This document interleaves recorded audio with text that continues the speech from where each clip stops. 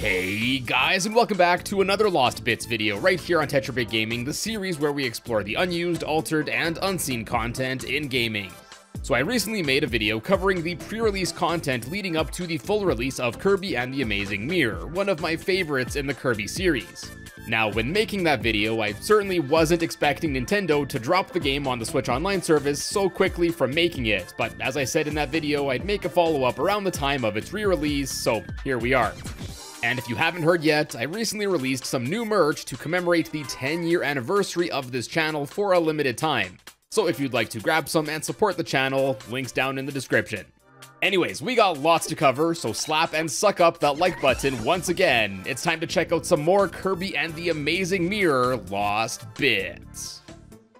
Alright, so first things first, it looks like my previous video didn't age all too well already, as a few days after it was released, more information was discovered that reveals that the previously documented information regarding this unused enemy was incorrect.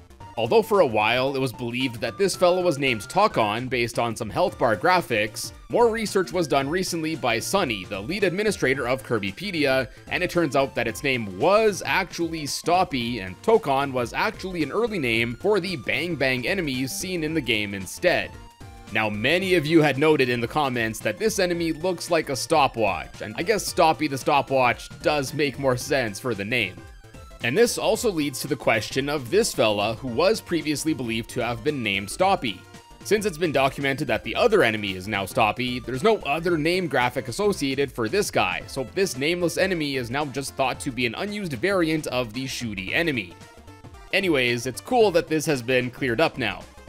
And since we're already talking about Stoppy, let's chat about leftover data for it, as well as some other unused objects left in the game.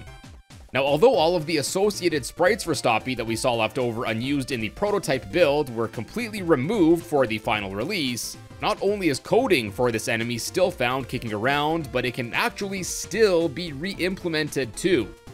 Although the game defaults to loading in the Golem enemy sprite in an obviously incorrect color palette since the proper graphics for this enemy were removed, we can see its health bar graphic load in properly, and we can also get a glimpse at how the Stoppy enemy would behave. When loaded in, the enemy will follow you around, jump, and it can also climb walls too. Unfortunately, however, it doesn't look like we can see its ability where it looks like it would have thrown something at the player though. Then, similar to this, there's also leftover data in the final game for 2 unused mid-bosses and even 2 unused big bosses. Unfortunately, however, this just appears to be dummy data, as not only do they once again default to appear as golems, this time they don't even move around and can only turn to face whichever way the player is from them. Kinda sucks that it isn't anything more interesting, but cool that it's still left over nonetheless. Next, we actually have an unused object that houses cutscenes for when the Kirbys encounter and ultimately defeat the final boss of the game. And in addition to the ones that are used, there are 2 cutscenes that are slightly different than ones that are seen. The first of these is for when Kirby encounters Dark Meta Knight in the final fight, and the only change with this one is that there's an unused question mark graphic that appears above a single Kirby's head. And then the second unused cutscene is for when Dark Meta Knight is defeated, and here we can see all 4 Kirbys having these question marks above their head, and then at the end we can actually see another unused sprite for the Kirbys getting shocked at Dark Meta Knight shattering, and this sprite otherwise isn't ever seen in the rest of the game. It's unclear why the question mark and shocked Kirby graphics ended up getting cut from these cutscenes, and they definitely would have fit in pretty well, I think. Next up, there are actually 2 unused objects, both which end up doing the same thing when re-implemented into the game. Pretty much as soon as the game loads in these objects, it will just reset. Now, this isn't a direct intended effect of the object or anything, but rather a security measure the game has for when certain objects or enemies are spawned in that weren't intended to be. As such, unfortunately, the true functionality of these unused objects, if they even had any, is currently unknown. Then another weird thing that can also be re-implemented in the game is an unused state for Kirby.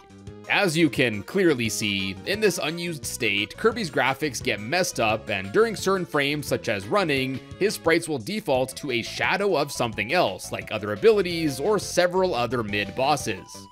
Additionally, if you pause the game with this unused state re-enabled, the pause screen won't have any info on it. And you might have also noticed this ability icon of Kirby looking hella comfy. This icon actually corresponds with the wait ability text that gets added during gameplay with this unused state re-enabled. As such, it's very likely that this unused state is actually an unfinished version of the wait state. Now, if you didn't know, the wait state actually appears in the Kirby game that was released just before this one, Kirby Nightmare in Dreamland. And there, this state is used when a player dies during a multiplayer session in the game and has to wait to respawn. So yeah, it's very likely that this unused state is a leftover from Nightmare in Dreamland, and the same idea was planned for Amazing Mirror, but ultimately, when a Kirby dies during multiplayer in this game, he will respawn almost immediately, rendering the old waiting mechanic now completely useless. And there are plenty more leftover things from Kirby Nightmare in Dreamland, next of which are actually remnants of a copy ability that didn't make the final cut of Amazing Mirror. And despite having leftover developer text for it, as well as even having sound effects from it heard in the game's sound player in the collection room, the high jump ability seen in Nightmare in Dreamland was ultimately scrapped from this game. Interestingly, none of the other copy abilities that didn't make it from Nightmare in Dreamland, like Ball or Freeze, have leftovers like this. So it does look like there were at least some additional intentions to include it here in Amazing Mirror. Now let's move on to the graphics side of things, and first take a look at various unused color palettes left over in the game for enemies, Kirby, and more.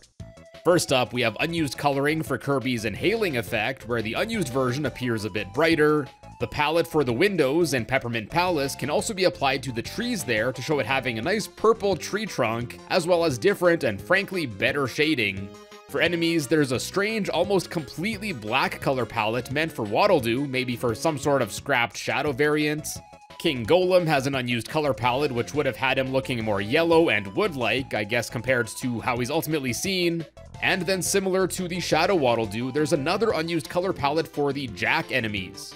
This one changes the last 4 color slots to black, and although this doesn't affect the Jacks themselves, when this color palette is applied, it will actually end up changing their star attacks from their usual yellow to a pretty cool looking dark star.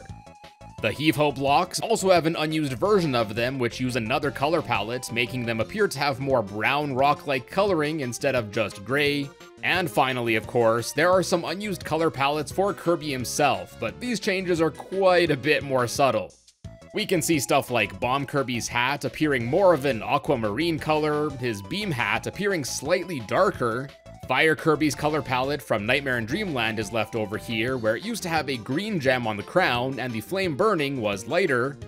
And then there are some really subtle changes that are incredibly hard to notice, like Wheel Kirby's hat being slightly darker in the unused palette, UFO Kirby having a tiny bit less pinkish gray, a literal pixel being lighter on his foot as part of the throw ability, and then for Fighter Kirby, it's really hard to tell unless you look pretty closely and see that the unused palette changes his overall color slightly, and his shoes and blush are also barely different as well.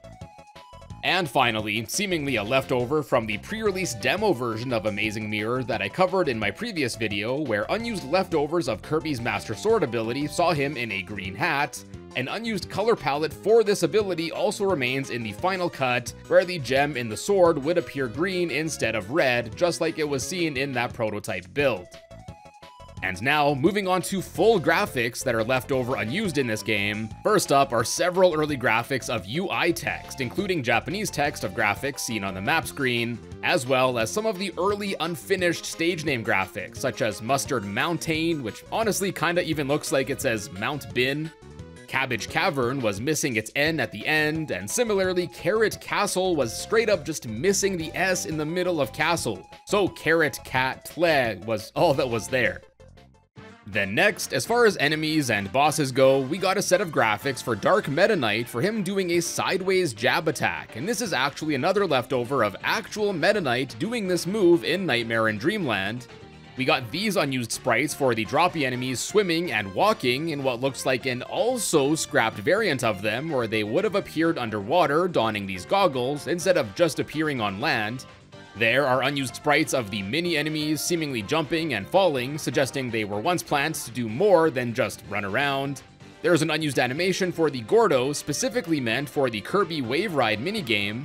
And then there's this unused sprite of Gobbler the Shark here grimacing, seemingly in pain. Then, in addition to the unused question mark and shocked graphics we went over earlier, there's also an unused exclamation mark graphic. There are a total of 3 mirror door frames that go unused, one seemingly made of stone, perhaps meant for Radish Ruins, one that could have been for either Rainbow Root or Cabbage Cavern, as well as this cloudy one with some stars that's likely to have been planned for Candy Constellation. Next, in addition to an unused debug font that we also saw back in the prototype demo version of this game in my previous video, not only is there an unused shadowless version of the font that's seen in the game's end credits, but there's actually an entire graphic that's a copy of the game's credits that uses this shadowless font too. We got unused ladder graphics for both the game's cloudy tutorial starting area as well as for Olive Ocean. Then, in addition to there being a spike that goes unused as part of King Golem's room tile set, there's actually another entirely unused tile set for this same area that contains several things that don't get seen, including part of a door, some debris, and a platform. A mountain-themed tile set that's used in Mustard Mountain and Rainbow Root has this set of crates and barrels that go unused. These angled star formations, seemingly meant for the tutorial starting area, also never go used. There's an unused animation of lava bubbling found in the game's volcano tile set. We got this set of really small placeholder tiles, and then there's also these 3 gray blocks that never go used. The notable thing about the one in the middle here is that it obviously features a hammer icon on it, suggesting that it could have only been breakable with the game's hammer ability. Then for graphics of the Puff Boy himself, we got several more that are leftovers from Kirby Nightmare in Dreamland. Not a big surprise at this point. For starters, there are a few sprites of Kirby getting damaged while riding on a warp star from Nightmare in Dreamland's Air Grind minigame. These could just be a leftover, sure, but it's also been theorized that these may have been planned to actually appear in Amazing Mirror's Wave Ride minigame, and unlike how it is in the final game, Kirby was once planned to actually be able to take damage. And the unused Gordo animations meant for the Wave Ride minigame only seems to support this theory. Additionally, in the Japanese version of Amazing Mirror, there's oddly enough a Spanish sprite sheet where one of the Kirby damaged sprites are overlaid with some lines, as well as the excellent text that's seen when boosting in the minigame respectively. And lastly, an associated graphic that isn't a leftover from Nightmare in Dreamland, there's also this graphic of Kirby on the same warp star, seemingly breaking or falling or something. Then next, we went over the unused color palette for the Master Sword ability, but there are also leftover unused graphic for the green hats too. And surprisingly enough, it's not for all of Kirby's animations, but rather only for the animation of him doing the upwards jab attack. And interestingly enough, there appears to be sprites here for more frames for the animation compared to its final version. Now, another thing I mentioned in my previous video on Amazing Mirror's pre-release stuff, there were a few unused sprites of Kirby looking back, and this was once again a leftover from Nightmare in Dreamland when exiting a door in the hub area. Well, here we got some more of those, including for Parasol Kirby, which just looks like regular Kirby, Throw Kirby, Sword Kirby, Cupid Kirby, and then lacking Kirby himself and just having the crown part. There are also similar graphics for both Fire as well as Burning Kirby. I guess instead of integrating these kinds of crown graphics with Kirby for each ability, they would have just been slapped onto a blank Kirby instead. Anyways, the most interesting one of these is the Cupid ability here, which we also saw in the pre-release demo.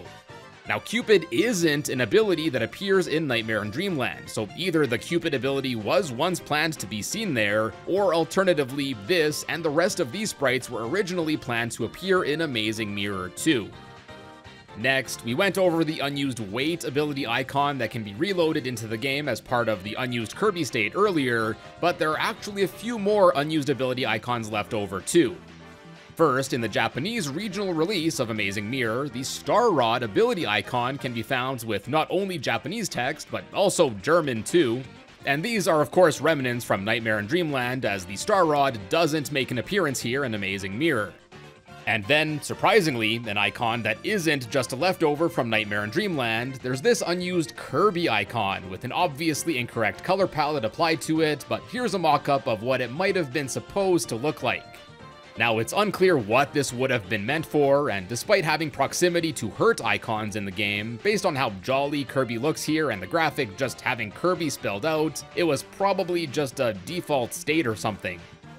And then, although not technically unused, this sprite of Missile Kirby isn't ever normally seen since it's covered up by various graphics during the transformation animation. And speaking of obscured graphics, there are actually a few more of them here too. For starters, only the middle section of the goal game backgrounds are ever seen in gameplay, and as such, many of the stars and shooting star streaks are never normally seen. And then there are numerous basic doors found in Rainbow Root, Carrot Castle, as well as Radish Ruins that are covered up by the mirror doors seen throughout the game. These look similar to how doors were seen in other earlier Kirby games, and it's thought that these were used in earlier development of this game as placeholders, and I guess the developers just forgot to remove these, or simply just figured that no one would really know that they were hidden underneath. Well, we know how, labs. We know. And lastly, for the unused graphics, despite there being quite a lack of placeholder graphics left over in the game here, there is actually one that's equally large, as it is basic looking, and this is a placeholder background graphic with what I can only assume are some mountains here. Now let's pivot a bit and check out the unused audio stuff here in Amazing Mirror. First up, we got, big surprise, several unused sound effects left over from Nightmare in Dreamland. We got it all here, from a ringing alarm clock, a sound heard in Nightmare in Dreamland, and even the prototype demo of this game when Kirby inhales an enemy, a cymbal crash, and more.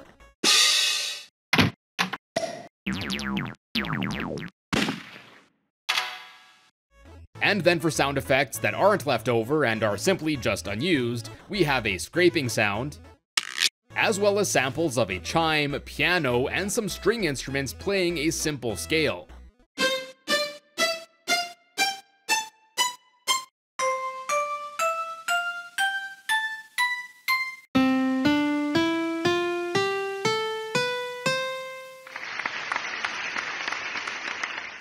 Then, strangely enough, there are flutes that are disabled in the game's Wave Ride music.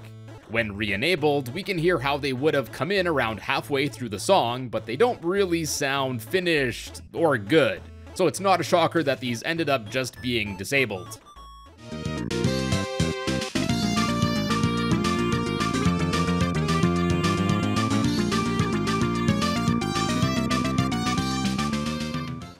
Then next, there are several unused music tracks left over in the game, and some of them can even still be listened to in the game's sound player. Which I know some of you love to argue that this makes them used, but let's put it this way, they aren't used as they were intended. So anyways, just like we saw with the prototype version, most of these unused tracks are simply variations with slight differences. For example, first up we have an alternate version of Crackety Hack's theme where the bass sounds quite a bit different.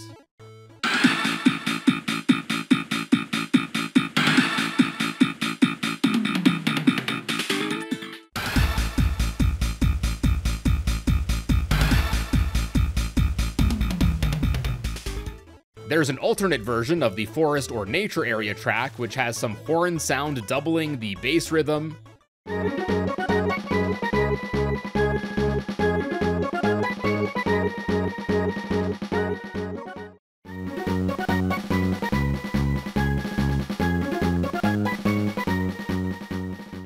A slightly different version of the Speed Eater's theme with more reverb, as well as a louder marimba compared to its final version.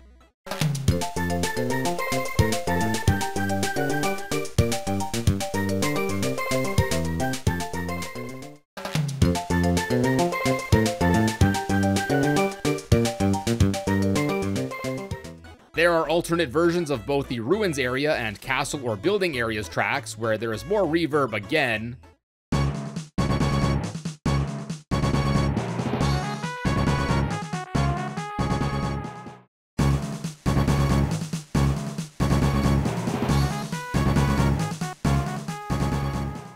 And then there's also an alternate version of Amazing Mirror's boss theme that has a different looping section, as well as some brass instruments that aren't heard in the final version of the theme.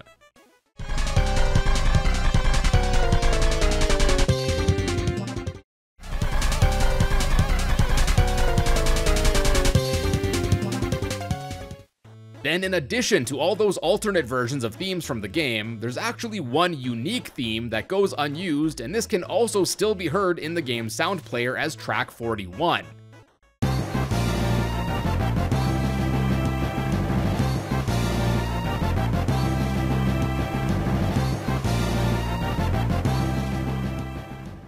Based on its proximity in the sound player to other sub-games like Speed Eaters, as well as just how it sounds, it's been theorized that this theme might have been originally meant for Amazing Mirror's boss endurance sub-game. And now, for the last stop of this video, there are actually a pair of unused rooms left over in Kirby and the Amazing Mirror. The first of these is an unknown room that, when restored with the Radish Ruins tile set, we can see how it could have appeared, and as you can see, this room would have contained 4 maximum tomatoes as well as a pair of 1-ups. It's currently still unclear what the exact nature of this room is, be it a test room or some sort of secret room where each of the 4 Kirbys could heal up and get some extra lives. And then next, there's also a leftover debug room in the game as well. Now, unfortunately, it's nowhere near the quantity or quality that we saw back in my videos on Nightmare in Dreamland or Dreamland 3, as here we only get a simple room with a bunch of dots as well as placeholder yellow tiles for Kirby to walk on. Yeah, that's it. Kind of a feels bad moment, not gonna lie, considering what we saw in the other games, but I guess it only makes me appreciate what was left over in those even more.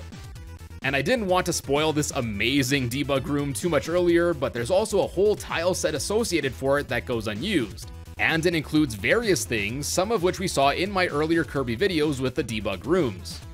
Now, this unused tile set includes unused graphics for slopes, moving platforms, various arrows, tiles that would require Kirby's bomb or other abilities to break, and much more. Additionally, there's also another tile set for this debug room that features the numbers 1 through 32 on a decent range of colors. And then to add to all of this, not only is there a duplicate of the debug room found in a tile set associated with the 5th phase of the final boss fight in a different color palette, but also the tile set of all the debug graphics has a different colored copy found there too. Based on this, it's been theorized that either the debug room's data was copied when developing this room, or perhaps before being turned into the area for the 5th phase of the final boss fight against Dark Mind, the room originally started out as a debug room. And my friends, that wraps things up here for Kirby and the Amazing Mirror on Lost Bits, and I hope you enjoyed. If you did, check out some of my other Lost Bits videos, and be sure to subscribe and ring the bell to find your way back here in the future. And as always, thank you all so much for tuning in today, and I will see you in a bit.